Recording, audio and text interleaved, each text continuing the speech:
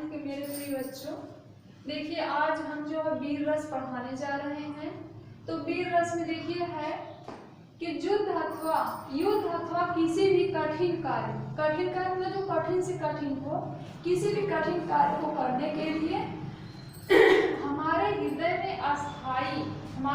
में निहित अस्थाई यानी उत्साह, अस्थाई भाव, उत्साह के जागृत होने के प्रभाव से जो भाव उत्पन्न होता है उसे वीर रस कहते हैं। इसका मतलब ये है कि जब हमारे सामने कोई कठिन से कठिन काम आता है तो उसके करने के लिए जब हमारे मन में निहित अस्थाई भाव यानी अस्थाई भाव मतलब उत्साह जब उत्पन्न होता है तब वहाँ वीर रस होता है। कहने का मतलब ये है कोई भी कठिन परिस्थिति हमारे सामने आती है तो हम उसका सामना करने के लिए तैयार होते हैं। तैयार कैसे होते हैं?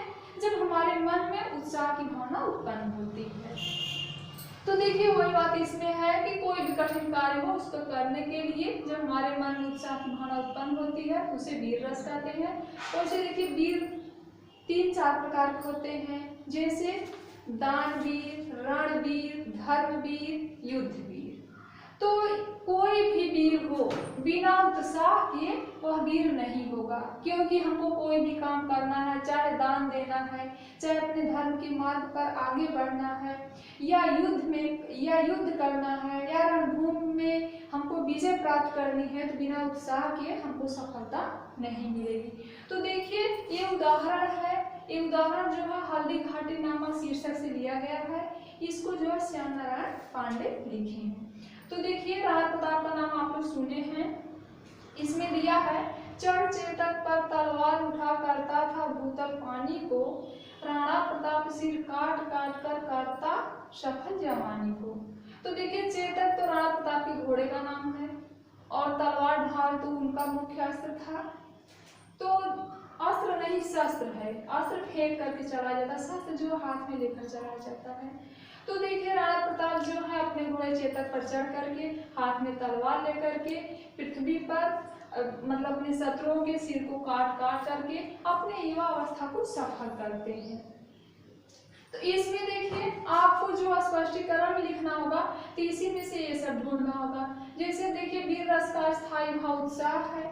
अब आश्रय आप लोगों को समझा चुके हैं कि जिसके मन में वह रस या स्थायी भाव उत्पन्न होता है वह आश्रय होता है।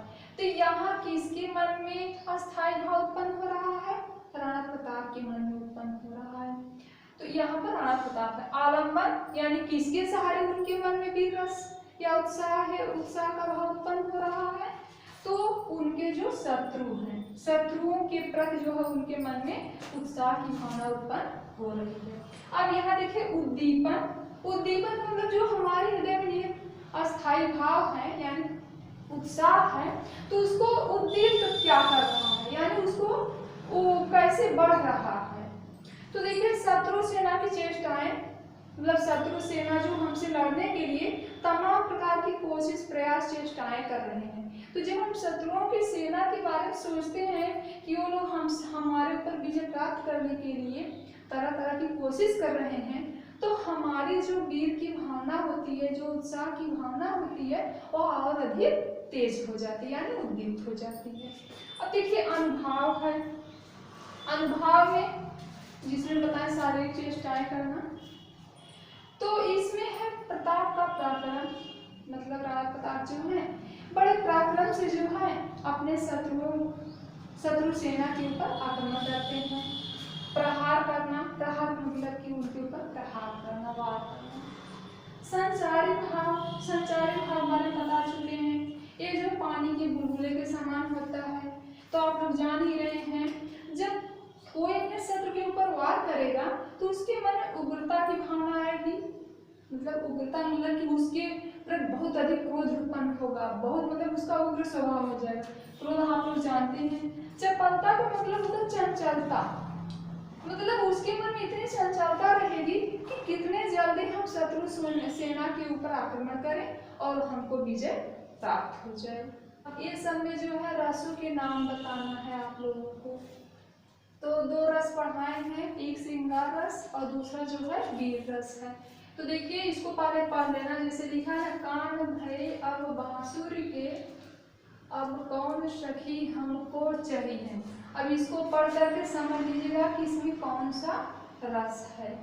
दूसरा है सहे वार पर वार अंत तक लड़ी वीर बाला सी, आहुति पर गिर पड़ी चिता पर चमक उठी ज्वाला सी। इसमें कौन सा रस ये भी बता दीजिएगा आप लोग। ये होमवर्क के रूप में है आप लोगों का।